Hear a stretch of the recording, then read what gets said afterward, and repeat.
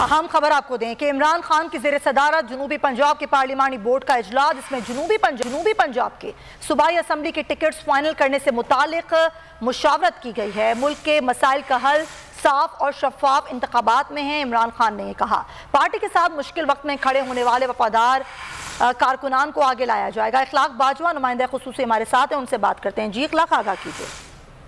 जी बिल्कुल, पाकिस्तान तहरीक इंसाफ के चेयरमैन इमरान खान की ज़ेर सदारत साउथ पंजाब की पार्लिमानी बोर्ड का इजलास जो है वो जारी है। इजलास में असद उमर, परवेज खटक, उस्मान बज़दार, ओन अब्बास, डॉक्टर अख्तर मलिक, अब्बास शाह, अहमद डोगर समेत दीगर रहनुमा जो है वो शरीक है। इजलास में साउथ पंजाब में टिकटों की तकसीम के हवाले से जो है वो तफसीली मुशावरत हो रही है।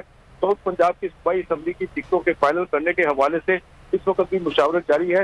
इस मौके पर इजलास से खिताब करते हुए पाकिस्तान तहरीक इंसाफ के चेयरमैन इमरान खान ने कहा कि मुल्क के मसाइल का हल जो है वो शफाफ और इंतखाबात में है। पार्टी के साथ मुश्किल वक्त में खड़े होने वाले वफादार कारकुनों को आगे लाया जाएगा। जी ठीक है इखलाक बाजवा, बहुत शुक्रिया आगाह करने के लिए।